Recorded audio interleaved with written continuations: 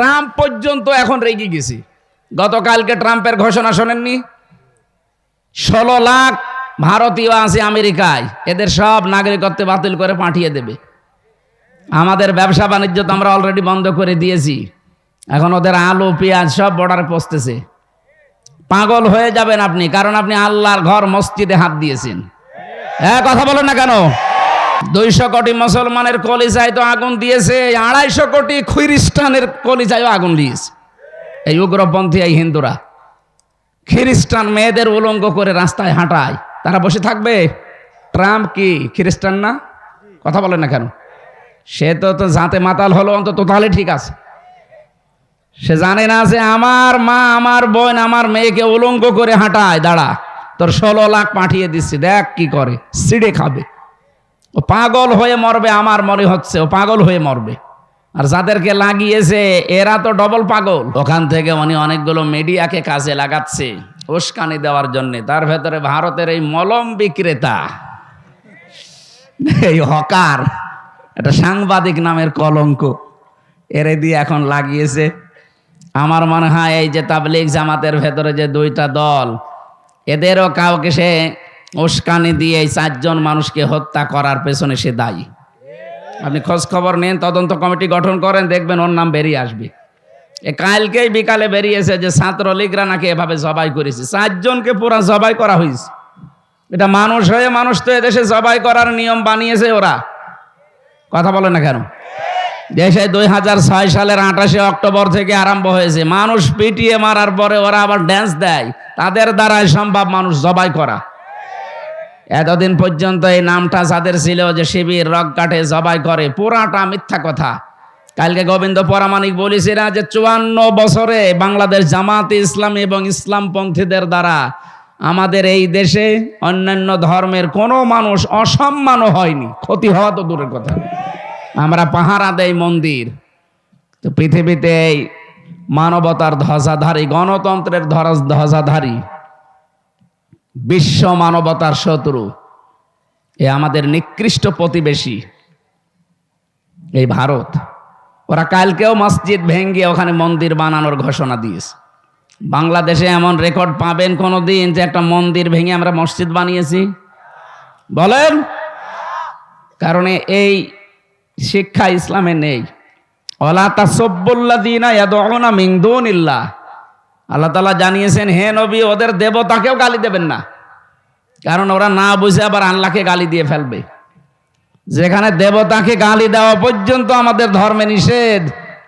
লা ইকরাহা ফিদ্দীন, আমাদের ধর্মে বাড়াবাড়ি ছাড়া মানে জোর জবরদস্তি নেই। আর সারা দুনিয়াকে ওরা এতদিন পর্যন্ত শোনাচ্ছে যে আমাদের দেশে সংখ্যালঘু নির্যাতন হয়। এখন হিন্দুরা পর্যন্ত, কালকেও 2টা মিডিয়া প্রচার করেছে, একটা পঞ্চগড়ের আর একটা মনে হয় বগুড়া নাকি মাগুরা। এই 2টা জেলার কথা ওই দেশে এখন প্রচার হচ্ছে যে এখানে হিন্দুদেরকে বাড়ি থেকে বের হওয়া নিষেধ, তাদের মেয়েদেরকে রেপ করা হচ্ছে, এইরকম উল্টাপাল্টা নিউজ ছড়াচ্ছে।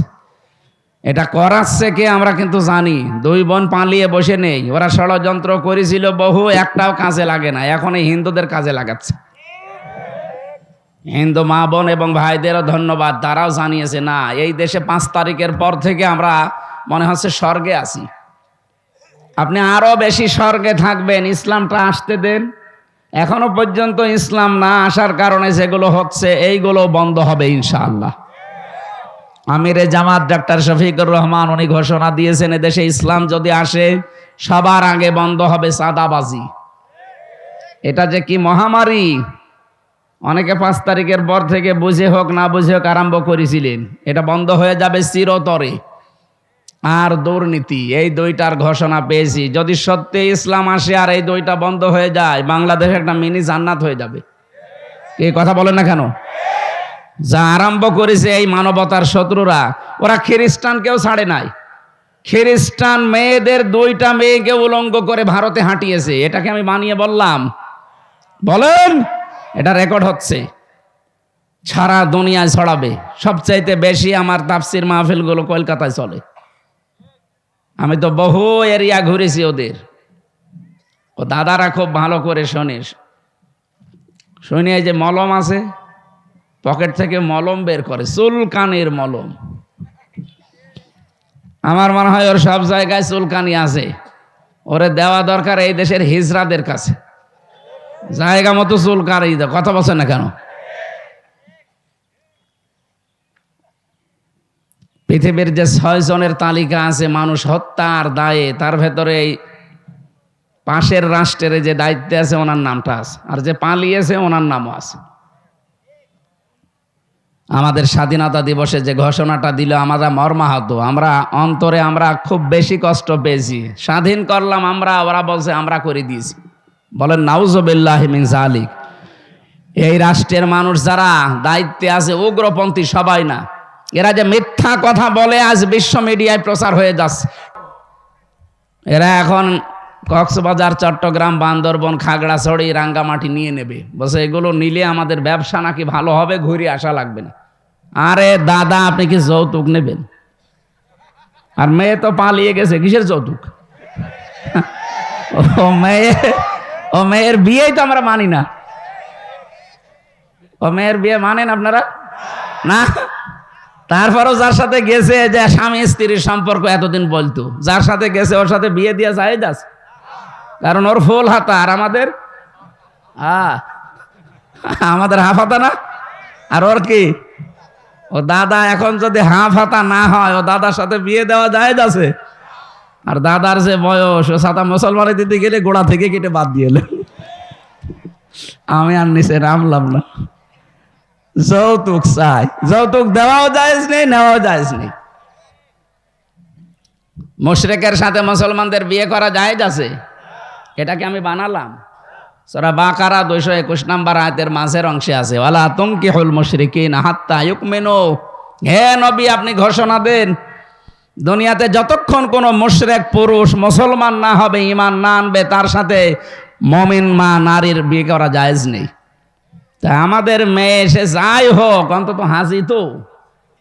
আর একটা সমস্যা আছে, কথা বললে মিথ্যা কথা বলে, এ বলুক, কিন্তু হাজি মানুষ এ কথা বলছে না কেন? হাজি সাহেবের সাথে আপনি একেবারে ফুল হাতা বিয়ে করবেন, কিসের বিয়ে? যৌতুকের নাম যেন মুখে না আনবেন, কারণ এ দেশের 1 ইঞ্চি না, আমিরে জামাত বলেছে হাফ ইঞ্চি জমিও এই দেশ থেকে কেউ যদি নিতে চায়, এদেশের 18 কোটি মানুষ যদি সত্যি জীবন দেওয়া লাগে, দাদাদের 3-18 আমরা এই দেশ থেকে বিদায় করে দেব। আমাদের কিচ্ছু নেই, কিন্তু আমাদের ঈমান আছে। কথা বলে না কেন? আল্লাহ রাব্বুল আলামিন যে জমিনটা আমাদের উপহার দিয়েছেন, এই জমিনে তার রং, বিশেষ করে কোরআনের যে নিয়ম নীতিগুলো আছে, এগুলো যদি সত্যিই প্রতিষ্ঠিত হয়ে যায়, আপনি সত্যিই দুনিয়াতে একটা মিনি জান্নাতে বাস করতে পারবেন। এ বাংলাদেশের কোনো সমস্যা নেই, সমস্যা শুধু ওরা তৈরি করার জন্য কিছু লেজুড় রেখে গেছে, এদের সমস্যা। এই দাদাদের কোনো রাষ্ট্রের সাথে মিল নেই। আপনি আশপাশে যতগুলো প্রতিবেশী আছে আপনি তাকান, বিশ্ব মানবতা যারা আছে, বিশ্বের মোড়ল, তারা দেখছে না? ওদের পাকিস্তানের সাথে মিল নেই, চীনের সাথে মিল নেই, নেপালের সাথে মিল নেই, ভুটানের সাথে মিল নেই, মায়ানমারে মিল নেই, আফগানিস্তানের সাথে একটা চিকন বর্ডার আছে, এই বর্ডারের সাথেও মিল নেই। আমাদের সাথেও ছিল না, শুধু ছিল এই নত জানুর হওয়ার কারণে। এখন যে এই মানুষ দাঁড়ানো শিখেছে, এখন আমাদের সাথেও মিল নেই।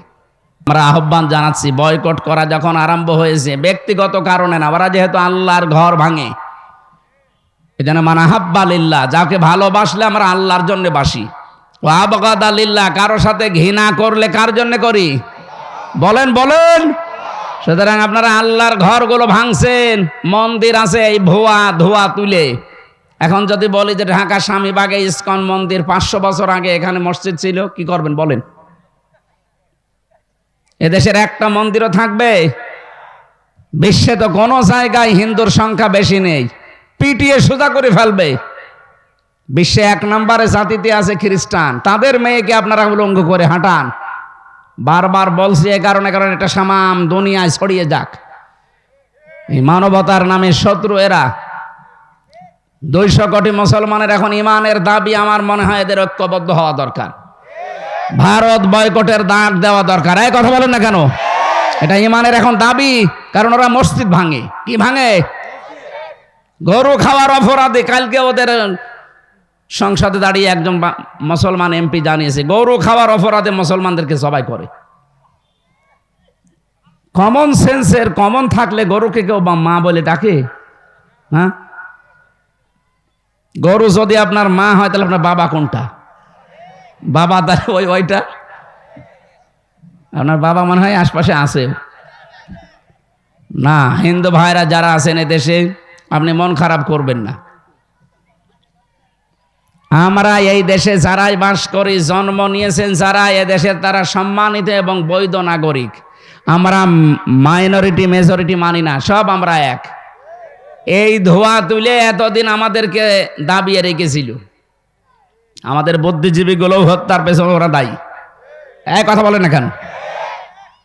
অধ্যাপক মিয়া গোলাম পরোয়ার ঘোষণা দিয়েছেন না যে আপনি খোঁজ খবর নিয়ে দেখেন, আমাদেরকে দাবন করে রাখার জন্য এই প্রতিবেশীরা দায়ী। বুদ্ধিজীবী হত্যার সাথে আমাদেরকে জড়ানো হয়, ওরা দায়ী। রাজাকারের তালিকা বের হয়েছিল, আপনারা দেখেছেন। ওনাদের নিজেদের মন্ত্রী তালিকা বের করেছিল 10,000, তার ভেতরে 8,060 জন আওয়ামী লীগের। একটা মন্ত্রী হইল আকমা মোজাম্মেল হক, একটা অকর্মা মোজাম্মেল। ওরে দায়িত্ব দিয়েছে যে জামাত শিবিরকে রাজাকার বানাবে। ও ছাতা আওয়ামী লীগকে বানিয়েছে 860 জন, জামাতের মাত্র 37 জন, তাও 8-9 জন মরে গেছে। এরকম অকর্মাকে মন্ত্রী বানালে তো এরকম উল্টো পাল্টা রিপোর্ট দেবে। আপনার রিপোর্ট অনুযায়ী বলেন এই দেশে কি করেছেন? 11 জন মানুষ ছিল ওই সময় যুদ্ধ করার মতো শেখ পরিবারে, একটাও করে নাই। বেকার এই ধোঁয়াটা তুলে এতদিন পর্যন্ত এই দেশে ইসলামকে এবং আলেম ওলামাকে, ইসলামপন্থী যারা ইসলাম কায়েম করতে চায় তাদেরকে দুনিয়া থেকে বিদায় করেছে এই ধোঁয়াটা তুলে। এটা এখন আর দেশে কেউ বিশ্বাস করে না। কথা বলে না কেন? উনি যে আরামে নেই উনি নিজেও টের পাচ্ছে। কালকে স্ট্যাটাস দেখেছেন যে আমি এখানে অঘোষিত জেলখানায় আছি, আমি এভাবে থাকতে চাই না। দরকার হয় নিজের দেশে যেয়ে সারা জীবন আমি সাইদি সাহেবের মতো জেলে থাকবো, তারপরও এখানে আমি আর থাকতে চাই না। ওটা অঘোষিত জেল। আর এখানে আসলে 165টা মামলা। আমার তো 2টা মামলায় যদি 3 বছর থাকা লাগে, ওনার তো 165টা, এক একটাই যদি 1.5 বছর করে হয়, কব্বরে চলে যাবে না? দরকার হয় আবার জীবিত হবে, আবার কব্বরে যাবে, তাও সাজা শেষ হবে না। আন্তর্জাতিক অপরাধ ট্রাইব্যুনালের দায়িত্বে যিনি আছেন এখন, প্রসিকিউটর, উনি ঘোষণা দিয়েছেন, চিফ যেটা তাজুল ইসলাম, অ্যাডভোকেট তাজুল ইসলাম, যে ওনার যা অপরাধের ফেরিস্তি আমরা পাচ্ছি, যদি 100 বার ফাঁসি দেওয়া হয় ওনাকে, তারপরও আরো 10 বার দেওয়া যাবে। কি করেছেন আপনি? গত কয়েকদিন আগে এই যে কওমি মাদ্রাসার একজন আলেম মোশতাকুন নবী কাসেমি হাফিজাহুল্লাহ, তার সাথে আমি যোগাযোগ করেছিলাম।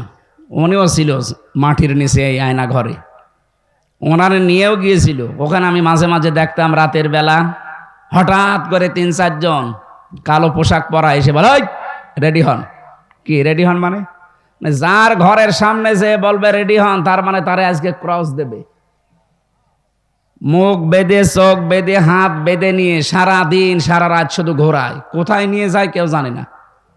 রাত 11টা-12টার পরে গাজীপুরের এক জঙ্গলের ভেতরে নিয়ে হাতটা খুলে বলে, যা দৌড়া। আপনি দৌড় দেবেন, পেছন থেকে গুলি করে বলবে ক্রস ফায়ারে মারা গেছে। এই ছিল নাটক এই দেশে। উনি বলছে আমারেও নিয়ে গিয়েছিল, আমার সামনে দিয়ে বহু মানুষকে নিয়ে গেছে, আমি টের পেয়েছি, কিন্তু দেখতে তো পাইনি, চোখ বাঁধা। বহু মানুষকে রাত 2টার সময় 1:30টার সময় এসে ডাক দেয়, এই তাড়াতাড়ি রেডি হন আর নামাজ কালাম পড়লে পড়ে নিন। বলেন এই সময় মানুষের কি ভেতরে আর রুহ থাকার কথা? আপনি যদি এখানেই মেরে ফেলে মাছের খাবার বানানোর জায়গা আছে, বিশাল পুকুর আছে ভেতরে, এখানে মাছের খাবার বানিয়ে দেয়। এইটাও যদি করে দুনিয়ার মানুষকে জানিয়ে দিন যে অমুক জনকে আমরা মেরে ফেলেছি, তাও তো তার বউ অন্য জায়গায় বিয়ে করতে পারতো, তার ছেলে মেয়ে জানতো যে বাবা মা মরে গেছে। আপনি এমন অবস্থা করেন যে 8 বছর 10 বছর 14 বছর পার হয়ে গেল, একটা মানুষ পড়ে আছে, এ দুনিয়ার মানুষ জানেই না যে ফিরে বেঁচে আছে। তার বউটাও বিয়ে করতে পারে না। এই যে ব্যারিস্টার আরমানের বউ বিয়ে করতে পেরেছে 8 বছর, জানতো না তো আমার স্বামী বেঁচে আছে না মারা গেছে, তারপরেও যাক আল্লাহ তারে ফেরত দিয়েছে। কিন্তু আমান আজমির বউটা 1 বছর আগে চলে গেছে। কতদিন? আর 9 বছর পর্যন্ত বেচার অপেক্ষা করেছে। এই সমস্ত শাস্তিগুলো যদি একটা একটা করে ধরা যায়, উনি তো বলেছে 100 বার ফাঁসি দেওয়া যায়, 100 বার না, আমার মনে হয় 1000 বার ফাঁসি দেওয়া যাবে। এই জন্য জালেমদের জায়গাগুলো আল্লাহ অভিশপ্ত করে দেয়। আপনি দেখেন ধানমন্ডির এই বাড়িটা এখন গণ পায়খানা, ওটা 8-10 জন করে একবারে যায় দেখলাম। কেউ এদিকে, কেউ এদিকে, কেউ এদিকে, কেউ এদিকে, চারিদিকে মুখ দিয়ে একেবারে একসাথে মনে আছে মানে জামাতবদ্ধ টয়লেট চলছে। আল্লাহ আমাদেরকে জানাতে চেয়েছেন সূরা নামলের এই 52 নম্বর আয়াতটা দিয়ে, ইন্না ফি যালিকা লাআয়াতাল লিকাউমি ইয়ালামুন। অবশ্যই তোমাদের জন্য এর ভেতরে শিক্ষা আছে। শিক্ষা কি? এদের এত বড় শিকড় যদি আমি আল্লাহ কেটে দিতে পারি, আমি বললাম না দারোয়ান থেকে শুরু করে একেবারে সংসদ পর্যন্ত প্রত্যেক জায়গায় ওদের লোক সেট করা ছিল। এটা আমি টের পাইনি, এই রিমান্ডে যাওয়ার ওই মাটির নিচে যে টের পেয়েছি ওদের ওর মানে শিকড় কত দূর। ওরা নিজেরাই ধরে নিয়ে যায়, নিজেরাই মামলার আয়ু, নিজেরাই ম্যাজিস্ট্রেট, নিজেরাই বিচারপতি, নিজেরাই মামলায় বাধা দেবে, সব ওদের। আর আমাদের 2-1টা উকিল যা আছে ও শুধু খুঁটির মতো দাঁড়িয়ে থাকবে, ওর কথা কেউ শোনে না। কি বানিয়ে নিয়েছিল বিচার ব্যবস্থাটা? শুধু বিচার না, প্রত্যেকটা জায়গায় ঠিক এইভাবেই। কথা বলেন ঠিক কিনা? আল্লাহ পাক বলেন, ও দুনিয়ার মানুষ, ফাকুতি আদাবিরুল কওমিল্লাযিনা যালামু, জালেমদের শিকড় কেটে দেওয়া হয়ে গেছে। এখানে ফাজিল কামিল মাদ্রাসার প্রিন্সিপাল অধ্যক্ষ আছে। ফাকুতিয়া এটা মজারে কি মজহুল, এর ফাইল জানা নেই। আপনি বলেন তো, এই যে 630টা থানা বাংলাদেশে 5 তারিখে জালেমদের যে বাড়ি ঘর ভাঙা হয়েছে, এখন একটা বাড়ি ঘর ভাঙার কেউ চিহ্ন দেখাতে পারবেন যে এই লোকটা ভেঙেছে? ফাইলকে কর্তাকে কেউ জানে না। হানিফের বাড়ি উড়ে গেছে, কিন্তু কে ভেঙেছে কোনো আসামি নেই। সারা দেশের অবস্থায় ঠিক এইরকমই করেছে। আমি প্রত্যেক জেলায় কম বেশি যাচ্ছে, জালেমদের বাড়ি ঘরের চিহ্ন রাখে না, কিন্তু কে করেছে কেউ জানে না।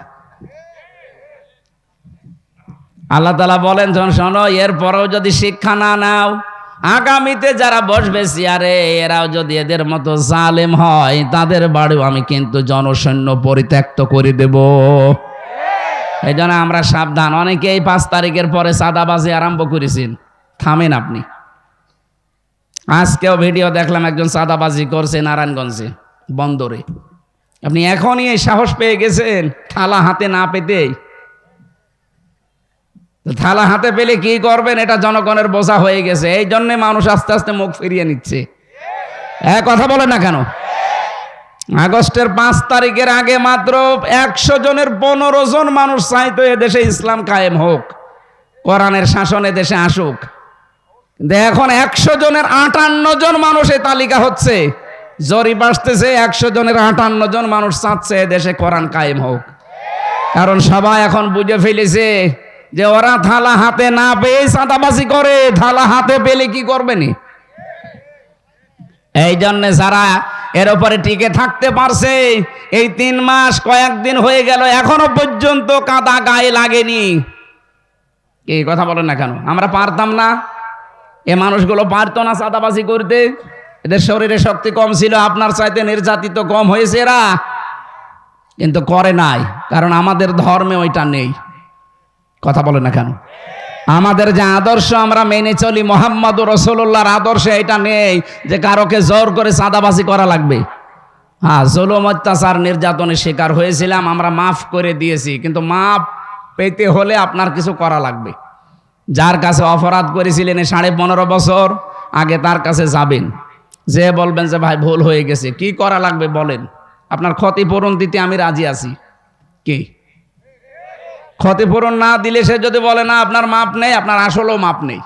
কত মানুষ দেখি কাবা শরীফ ধরে ধরে কাঁদে, ও জমি জায়গা আত্মসাৎ করে বাংলাদেশে, আর কাঁদে কোথায়? পাগল না একটা? আরে ভাই, আপনি জমি জায়গা আত্মসাৎ করেন, টাকা মেরে খান বাংলাদেশে, আর কাবা শরীফ সৌদি আরবে, ওখানে যে কাঁদছেন 650 কিলোমিটার দূরে, 6,500 কিলোমিটার দূর। এত দূরে যে কান্নাকাটি করে লাভ আছে? আগে কাঁদবেন বগুড়ার ওই লোকটার কাছে, যার কারণে আপনি ওই লোক ব্যবসা করতে পারেনি, আপনার কারণে চাকরি পায়নি। আপনি মিথ্যা মামলা দিয়ে, মিথ্যা সাক্ষী দিয়ে তারে বছরের পরে বছর জেল খাটিয়েছেন, খুন করেছেন, গুম করেছেন, আয়না ঘরে রেখেছেন। এ কথা বলছেন না কেন? আগে তার কাছে যে মাফ চান, যে ভাই আমার ভুল হয়ে গেছে। শুধু এতটুকু বললে হবে না। ও যদি বলে 15 বছরের শোধ চাই, আমি ক্ষতিপূরণ চাই, 50 লাখ টাকা আমারে দেওয়া লাগবে, আপনি তাই দেওয়া, কারণ মাল তো কম কামাননি, টাকা আগে দেন, তারপরে মাফ চান। কালকে একটা গান বলছিল, কে জানো, যে আগে কি সুন্দর মাল কামাইতাম আমরা।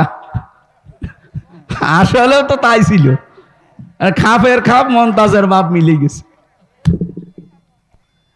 আমরা জালেমদের এই পরিণতি দেখে শিক্ষা নিতে পারবো না কোরআনের আইন থেকে, যে আগামীতে আমরা যারা আসবো, কে আসবেন আমরা জানি না, আল্লাহ যাকে দেয় সে আসবে, কিন্তু সে যদি জালেম হয়, তাদের বাড়ি ঘর 5 বছর পরে কিন্তু উজাড় গৃহ হয়ে যাবে, পরিত্যক্ত হয়ে যাবে। কারণ যেখানে জুলুম করা হয়, ওই জায়গাটা আল্লাহ পুরা একেবারে অভিশপ্ত করে দেয়।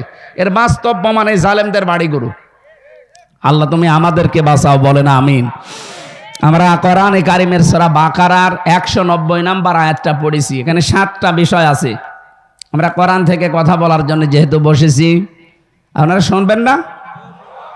আল্লাহ রাব্বুল আলামিন বলেন, ওয়াকাতিলু ফি সাবিলিল্লাহিল্লাযীনা ইউকাতিলুনাকুম ওয়ালা তা'তাদু ইন্নাল্লাহা লা ইউহিব্বুল মু'তাদিন।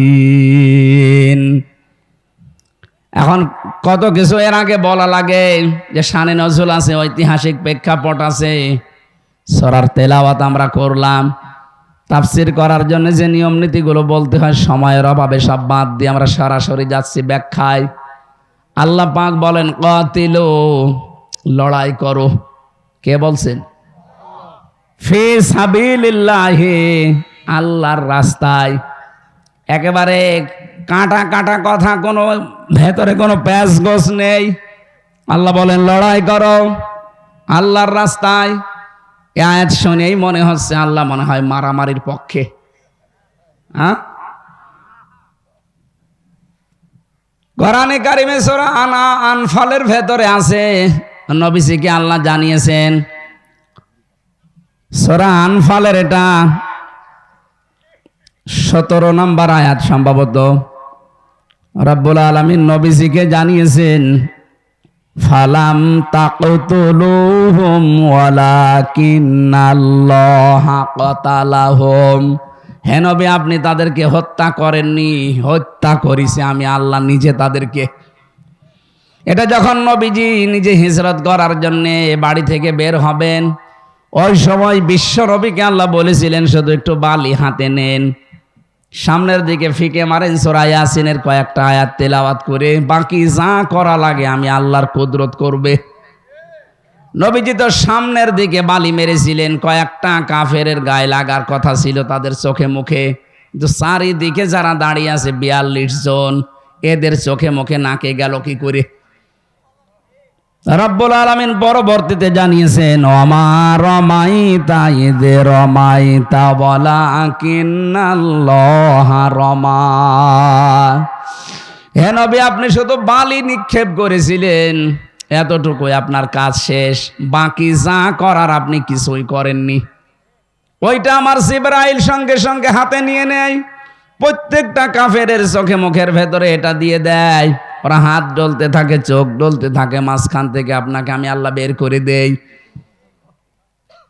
এই ঘটনার ভেতরে যত মানুষকে আমরা হত্যা হতে দেখেছি, মরে যেতে দেখেছি, এই মানুষগুলোকে নবীজি একটাও মারেন নাই, প্রত্যেককে আল্লাহ দুনিয়া থেকে বিদায় করেছেন নিজে। ফালাম তাকতুলুহুম, আপনি একটাও মারেননি।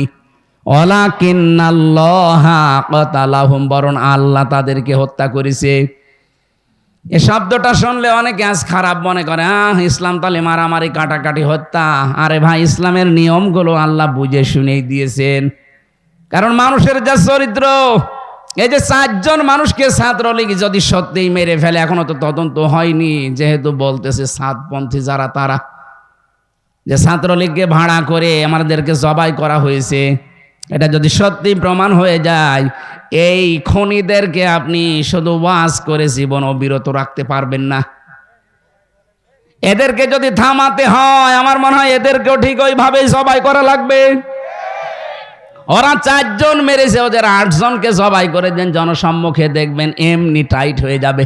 কারণ এমনিতে ওরা নিষিদ্ধ। এখন কথা বলছে না কেন? ওরা নিষিদ্ধ না, রাস্তাঘাটে পেলে কিন্তু মানুষ পিটাবে। এখন চরমপন্থা বেছে নিয়েছে, করেন। বিশ্ব মিডিয়ায় কিন্তু এগুলো ফোকাস হচ্ছে। 4 জন মেরেছেন তো 40 জনের খেসারত দেওয়া লাগবে। এতদিন এই মিথ্যাটাই ইসলামপন্থীদের উপর দিয়ে চালাতেন যে এরা জঙ্গিবাদ, এরা জঙ্গি। এই নাটকটা এখন আল্লাহ ঘুরিয়ে আপনাদের উপরে খাটাবে। বলেন, র্যাবের ডিসি এখন চিনি নতুন দায়িত্ব পেয়েছে। দায়িত্ব পেয়ে প্রথম দিন ঘোষণা দিয়েছে, বাংলাদেশে জঙ্গি যা ছিল সবগুলো নাটক।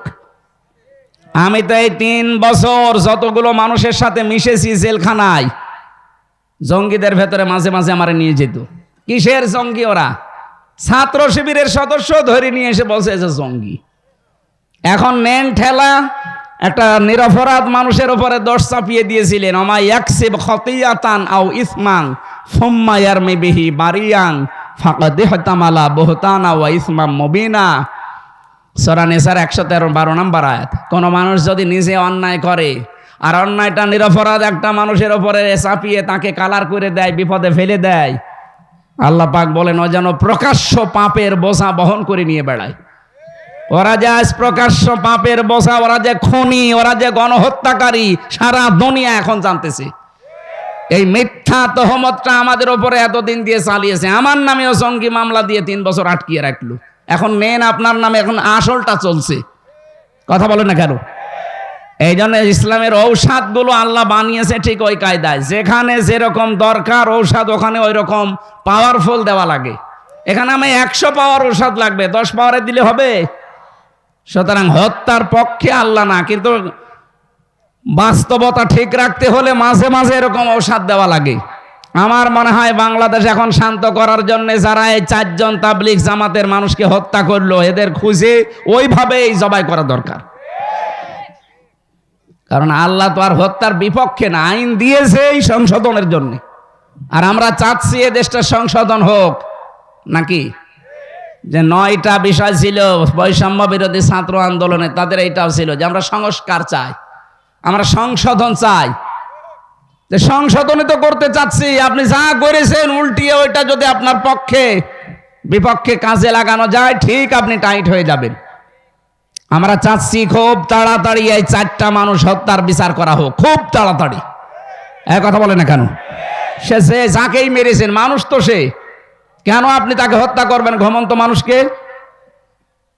খুব তাড়াতাড়ি এদেরকে আইনের আওতায় এনে যেভাবে ওরা জবাই করেছে বাইতুল মোকাররমের সামনে নিয়ে ঠিক ওদেরকে ওইভাবে জবাই করেন। সারা দেশ এই অবৈধ হত্যা বন্ধ হয়ে যাবে। এইটা আজ করা হয়নি, এই কারণেই 53 বছর কোনো খুনের বিচার আমরা পাইনি। বিনা কারণে আল্লামা সাঈদীকে আপনি ঔষধ দিয়ে মেরে ফেললেন। লোকটাকে নিয়ে গেলেন, বললেন যে চিকিৎসা করা হবে, ও তো আনন্দে বের হচ্ছিল। তা আপনি ধোঁকা দিয়ে বোকা বানিয়ে তাকে ইনজেকশনের মাধ্যমে দুনিয়া থেকে বিদায় করে দিলেন। আপনার খুনি। রিমান্ডে আমারে যখন জিজ্ঞাসা করছে, আপনি স্ট্যাটাস দিয়েছিলেন যে পৃথিবীতে এক প্রধানমন্ত্রী আছে খুনি, কেন বললেন? দুনিয়াতে তো 257টা রাষ্ট্র, পৃথিবীর কোন কোন প্রধানমন্ত্রী আছে খুনি। কোন প্রধানমন্ত্রী খুনি আমরা জানি না? আপনি তো জানেননি, আমার জিজ্ঞাসা করতেন মানে? আমি যাই বলেছি, ভাই আমি তো এই দেশের প্রধানমন্ত্রীর নাম উল্লেখ করিনি যে উনি খুনি। না, কোন দেশের প্রধানমন্ত্রী খুনি আমরা জানি।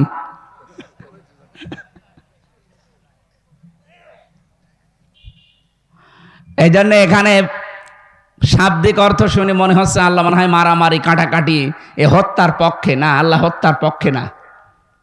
আল্লাহ তাআলা হত্যা করার জন্য বলেছেন, দুনিয়া শান্ত রাখার জন্য। অফিল কিসাসি হায়াত ইয়া উলিল আলবাব, এই কিসাসের ভেতরে মানুষের জীবন লুকিয়ে আছে। এটা যদি সত্যি আজ কায়েম না হয়, এই 54 বছর না 154 বছর পার হয়ে যাবে, এদেশের এই অবৈধ হত্যা বন্ধ করা সম্ভব না। এজন্য আমরা চাই এই আইনটা তাড়াতাড়ি করে পাশ করেন।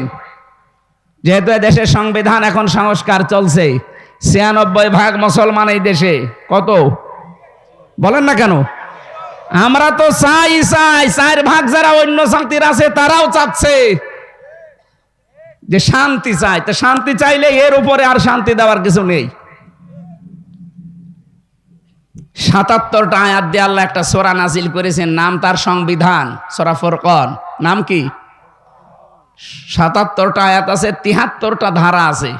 আমরা তাফসীর পড়ে, কোরআন হাদিস পড়ে বাস্তবতায় যা দেখেছি, এই 73টা ধারা দিয়ে বাংলাদেশের যে সংবিধান এখন সংস্কার চলছে, আমাদের আওয়াজ যদি সবার ওঠে যে আমরা এই 73টা ধারা চাই, আর এই ধারাগুলো দিয়ে যদি বাংলাদেশের সংবিধান তৈরি করা হয়, এই দেশটা 41 সাল টার্গেট দেওয়ার দরকার নেই। এই বাংলাদেশ 41 দিনে একটা মিনি জান্নাত হয়ে যাবে। এমন এমন বিধান আল্লাহ ওই 73টা ধারার ভেতরে দিয়েছে। সুবহানাল্লাহ বলতে পারেন না? সংস্কার যখন চলছে, এই সংস্কার আমরা চাই কিনা বলেন বলেন। এজন্য অবৈধ হত্যা বন্ধ করার জন্য আল্লাহ এই আদেশটা দিয়েছেন, অকাতিলু, তোমরা লড়াই করো, কতল করো। আল্লাহ কিন্তু একেবারে শব্দটা খুব কঠিন দিয়েছেন, কারণ দুনিয়া শান্ত করা দরকার। আর এখন আমার মনে হয় এটা আরো বেশি দরকার। ওয়ালা তুফসিদু ফিল আরদি বা'দা ইসলাহিহা, পৃথিবী শান্ত হয়ে যাওয়ার পরে কোনো মানুষ যেন এখানে বিশৃঙ্খলা তৈরি না করে। সুতরাং এইটা যারা করছেন তাদের বিরুদ্ধে এখন সবাইকে ঐক্যবদ্ধ হওয়া ইমানের দাবি এইটা। তাহলে কতল করা লাগবে, মারামারি করা লাগবে কার রাস্তায়?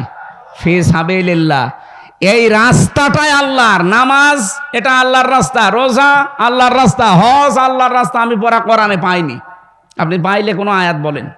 নামাজ পড়লেই এইটা ইসলাম, রোজা রাখলে এইটা ইসলাম, এইটাই আল্লাহর পথ। এখন প্রশ্ন আসতে পারে না যে আমরা যে লড়াই করব, সংগ্রাম করব আল্লাহর রাস্তায়। আল্লাহর রাস্তা কোনটা? অধিকাংশ মানুষ যারা আছে এরা বলে আল্লাহর রাস্তা মানে নামাজ, আল্লাহর রাস্তা মানে রোজা রাখা, আল্লাহর রাস্তা মানে জিকির করা। না, পুরা কোরআনে এই সমস্ত নামে কোনো জায়গায় ফি সাবিলিল্লাহ নেই। আল্লাহর রাস্তা মানে হয় ওয়াজাহিদু ফি সাবিলিল্লাহ ওয়া কাতিলু ফি সাবিলিল্লাহ। আল্লাহ এইটাই চায় যে আমার রাস্তায় জিহাদ হবে, আমার রাস্তায় কতল হবে, এইটাই আমার রাস্তা। এটা যদি আজ আমরা 18 কোটি মানুষ বুঝে ফেলতাম, পাশে যারা শত্রুতা করছে, আশপাশের এই প্রতিবেশী নামে কলঙ্ক, এরা ভয়ে থাকতো সবচাইতে বেশি। আমি ওদের যত প্রদেশ ঘুরেছি, ওদের ভেতরে সবচাইতে বেশি ভয় মরণের। ওয়ালা তাজিদান্নাহুম আহরাসান নাসি আলা হায়াতি ওয়া মিনাল্লাযিনা আশরাকু। সূরা বাকারার ভেতরে আল্লাহ বলেন, হে নবী, লামে তাকিদ নুনে সাকিলা, অবশ্যই আপনি দেখতে পাবেন এই পৃথিবীতে সবচাইতে বেশি জীবনকে ভালোবাসে মুশরিকরা। কারা? ওদেরকে একটু ভয় ধরিয়ে দিয়েছেন, এখন ভাই না, দাদা না, বাবা ডাকতেছে। ওরা নিজেরাই বলেছিল যে ভিসা দেব না চিকিৎসার জন্যে। না, তোদের দেশে আর না যাওয়ার কোনো দরকার নেই। আমরা যারা দায়িত্বে আছি এ দেশের, ডক্টর মোহাম্মদ ইউনূসকে আহ্বান জানাতে চাই, বাংলাদেশে দরকার হয় 2 টাকা করে আপনি তোলেন, প্রত্যেকের কাছে 2 টাকা 5 টাকা করে কালেকশন করেন, করে 8টা বিভাগে আন্তর্জাতিক মানের 8টা হাসপাতাল তৈরি করেন। যেভাবেই হোক, দরকার হয় তুরস্কের কাছে, পাকিস্তানের কাছে, চীনের কাছে আপনি ধার নেন, কিছু ঋণ নিয়ে, ধার নিয়ে এই 8টা বিভাগে 8টা আন্তর্জাতিক মানের হাসপাতাল বানিয়ে দেন। ওরা না খেয়ে মরবে। ওদের আলু, ওদের পেঁয়াজ আজ পয়সে পয়সে নষ্ট হচ্ছে। আমাদের মনে হয় এখন ব্যবসা বাণিজ্য, আন্তর্জাতিক যে বিষয়গুলো সব পাকিস্তানের সাথে, চীনের সাথে, তুরস্কের সাথে, এদের সাথে আঞ্জাম বেশি দেওয়া দরকার। এরা যেহেতু আল্লাহর ঘর ভেঙে ফেলে, এদের সাথে কোনো সম্পর্ক আমাদের আর নেই। কথা বলেন না কেন? ধর্মীয় প্রতিষ্ঠান ভেঙে ফেলবেন আপনি মানুষ। আপনি হিন্দুকে জিজ্ঞাসা করেন, সেও আপনাকে গালি দেবে। আজকেও পঞ্চগড়ের এই কি রাধা রানী কি যেন নাম, গালি দিচ্ছিল মোদিকে। মানুষ না, কেউ একটা জানোয়ার। আপনার নিজের ধর্মের লোক আপনাকে মানুষ বলে জানে না, কারণ আপনি আল্লাহর ঘর মসজিদে হাত দিয়েছেন। পৃথিবীর প্রত্যেকটি ধর্ম, কোনো ধর্ম খারাপ কথা বলে নাই, কথা বলেন না কেন? আর আমাদের তো একেবারে শান্তির ধর্ম। এ ধর্মের উপরে দুনিয়ায় কোনো ধর্ম নেই, এটা প্রমাণ হয়ে গেছে। গত কয়েকদিন আগে আমি যশোরের এক অধ্যাপক, অনেক বিসিএস ক্যাডার, হিন্দু, ওনারে বলেছিলাম আমাদের ধর্মে জোর জবরদস্তি নেই স্যার, আমি আপনাকে জোরাজোরি করব না, আপনাকে ইসলাম গ্রহণ করতেও আমি আহ্বান জানাবো না, আপনি শুধু আমার ধর্মীয় গ্রন্থটা একটু বুঝে পড়েন। 3 মাস সময় দিলাম, যেহেতু জ্ঞানী মানুষ তো, বিসিএস ক্যাডার তো এমনি হয়নি। 3 মাস পরে দেখলাম উনি নিজেই মুসলমান হয়ে গেছে। শান্তির ধর্ম এইটাই, যদি একটু আপনার বিবেকটা কাজে লাগান। এই জন্য আল্লাহর রাস্তা শুধু নামাজ নয়, শুধু রোজা নয়, শুধু হজ নয়, শুধু দান সাদগা নয়, শুধু জিকির আজকার নয়। আল্লাহর রাস্তা হচ্ছে আলিয়াউমা আকমালতু লাকুম দীনাকুম ওয়া আতমামতু আলাইকুম নি'মাতি ওয়া রাদিতু লাকুমুল ইসলাম দীনা। পৃথিবীতে ইসলাম পরিপূর্ণ, এটা আল্লাহর রাস্তা। এর ভেতরে যদি নামাজ থাকে, এর ভেতরে আকিমুদ্দিনও থাকবে। এক কথা বলেন না কেন? এই যে আমার বাড়ি, মনে করেন এটা, এই বাড়িটা আমার, এখানে আমি 5 তলা বিল্ডিং এর মালিক, সবগুলো ভাড়া দিয়ে দিয়েছি। আমার বউ ছেলে মেয়ে 1 তলায় থাকে। এখন যদি শাহাবুদ্দিন সাহেব এসে বলে এখানে বাড়ি ঘর জারি হোক, এখানে নিয়ম নীতি আমার চলবে, এমনকি আপনার বউ ছেলে মেয়ে আমার কথায় উঠবে বসবে। উনি যত বড় লোক হোক, ওনার কথা মানা টাইম আছে আমার? কথা বলে না কেন? বাস্তবতা এইটা। একটা ঘরের মালিক আমি, উনি বাইরের লোক এসে আমার কথা, ওনার কথা শোনার মতো টাইম আমার নেই, তাও বড় মানুষ। আল্লাহ বলেন আলা আলাহুল খালকু ওয়াল আমরু, এ জমিন আমার, এখানে আইনও চলবে আমার। ইনিল হুকমু ইল্লা লিল্লাহ, বানিয়েছি আমি, এখানে বিধান দেওয়ার মালিককে। সেইটা বাদ দিয়ে যদি দুনিয়ার কারো বিধান এখানে চালু করার চেষ্টা করেন, আল্লাহ মেনে নেবে? এই জন্য তো আল্লাহ মানে না। এই জন্য আমাদের উচিত হবে, আমার ঘরে যেমন শাহাবুদ্দিন সাহেবের বিধান নিয়ম নীতি চলে না, আল্লাহর এই দুনিয়া, এই জমিনে আল্লাহ বাদে কোনো মানুষের তৈরি করা আইন চলবে না। এটা অনেকে দুনিয়ার কাজ মনে করে এড়িয়ে যান, না, এইটাই আসল কাজ। ওয়াকাতিলু ফি সাবিলিল্লাহ, এইটার জন্য যদি কতল করা লাগে, মারামারি করা লাগে, মিছিল মিটিং করা লাগে, দল করা লাগে, যদি রায় দেওয়া লাগে, সব আমি এইটার জন্য করব। কিন্তু পরের শব্দে আল্লাহ দিয়েছেন ওয়াকাতিলু ফি সাবিলিল্লাহিল্লাযীনা ইউকাতিলুনাকুম ওয়া লা তা'তাদু। কিন্তু সাবধান, এই কাজ করতে যে তোমরা সীমা লঙ্ঘন করবা না। কি করবা না? এই বিষয়টা সামনে নিয়ে আসা লাগবে আমাদের। আর এইটা সামনে আছে, এই জন্য আমি কোরআন হাত দিয়ে বলছি, জামাত শিবির আর ইসলামী ছাত্রী সংস্থা, এই 3টার ভেতরে এইটা আছে। এরা সীমা লঙ্ঘন করে না, এই কারণে আল্লাহ এদের কাজ উপরে তুলে দিচ্ছে। আপনাদেরকে আহ্বান জানাচ্ছি, যারা বিভিন্ন রাজনৈতিক দলে আছে, সীমা লঙ্ঘন বন্ধ করেন ভাই। নিজের ব্যক্তিগত জীবন থেকে শুরু করে সব জায়গায় সীমা লঙ্ঘন বন্ধ করেন, আপনাকেও আল্লাহ পরিচিত করে দেবে, আপনাকেও আল্লাহ মানুষের কাছে গ্রহণযোগ্যতা বাড়িয়ে দেবে। ইন্নাল্লাহা লা ইউহিব্বুল মুতাদিন, অবশ্যই আমি আল্লাহ সীমা লঙ্ঘন যারা করে তাদেরকে পছন্দ করি না, ভালোবাসি না। আল্লাহ যদি ভালো না বাসে, দুনিয়ার মানুষের ভেতরে ভালোবাসা পয়দা হবে? এই জন্য জোর করে যারা ছিল, মানুষও পছন্দ করে নাই, আল্লাহও পছন্দ করে নাই। যেন আমরা যেন অনেকে আবার জোর করার চেষ্টায় আছেন, আপনি থামবেন। আমার কিন্তু চোখ শুধু দেখলেই বুঝি যে বাস্তবতা কি।